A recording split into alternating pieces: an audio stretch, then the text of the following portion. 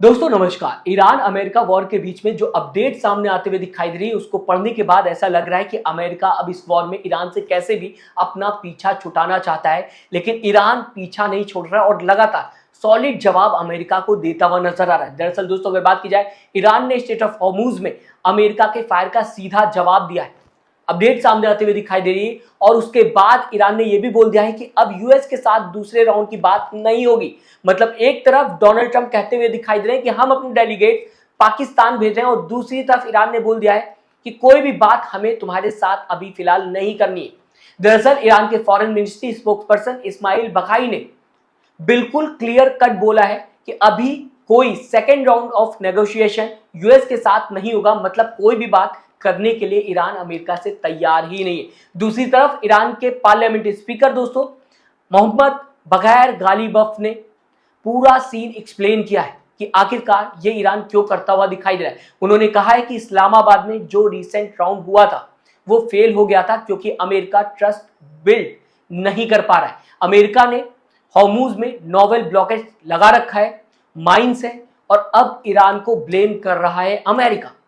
मतलब समझिए दोस्तों कि ईरान कहना चाह रहा है कि अमेरिका इस वॉर में ईरान के साथ ब्लेम गेम खेलता हुआ नजर आ रहा है। दोस्तों इस बीच स्पीकर साहब ने एकदम सॉलिड पंच भी मारा कि स्ट्रेट ऑफ हॉर्मुज पर फुल कंट्रोल ईरान का है, हमारा है। माइंस हटाने में हेल्प नहीं करेंगे हम जब तक अमेरिका अपने नेवल ब्लॉकेज नहीं हटा लेता। इस बीच दोस्तों आपको यह भी बता देता हूं कि जब ईरान अमेरिका इजराइल में वॉर स्टार्ट हुई थी तब हॉर्मुज में ईरान ने माइंस लगा दिए थे। और अब दोस्तों अगर बात की जाए, माइंस ईरान को खुद नहीं मिल रहे हैं, ट्रैक नहीं हो पा रहे हैं और अमेरिका इनको हटाना चाहता है। बट ईरान का ये कहना है कि ये हमारा एरिया है, हम हटा लेंगे, पहले आप ब्लॉकेड हटा लो। यानी कि आप अपना ब्लॉकेड हटा लो, हम माइंस को ढूंढ लेंगे और उसको हटा देंगे। इसीलिए ईरान के पार्लियामेंट स्पीकर ने कहा इस पूरे टॉपिक को लेकर, कहते हुए आगे दिखाई दिए कि ये अमेरिका का फूलिश और एरोगेंट डिसीजन है। और हाँ, उन्होंने ये भी दोस्तों ऐड किया कि कोई भी सीज फायर की दोस्तों अगर बात की जाए, मीटिंग की बात की जाए, लेबनान हो या कहीं भी, उसमें एक्सिस ऑफ रेसिस्टेंस को भी इंक्लूड करना पड़ेगा।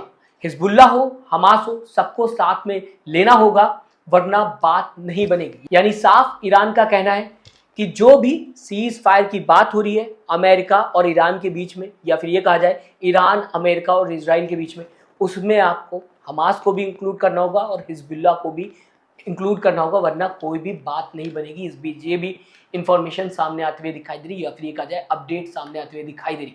दोस्तों अब मेन पॉइंट, हाल में यूएस फोर्सेस ने ईरानियन फ्लैग कार्गो शिप को गल्फ ऑफ ओमान में बिल्कुल हॉर्मुज के पास रोक लिया और फिर वार्निंग देते हुए नजर आए।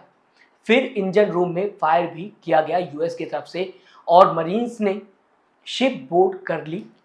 वीडियो सामने आते हुए दिखाई दी जिसको प्रेसिडेंट डोनाल्ड ट्रंप ने खुद रिलीज किया और कंफर्म किया कि यह पहला इंटरसेप्शन था ब्लॉकेड शुरू होने के बाद। तो हर बार की तरह इस बार भी ईरान ने रिप्लाई किया है और तगड़ा रिप्लाई करता हुआ दिखाई दिया।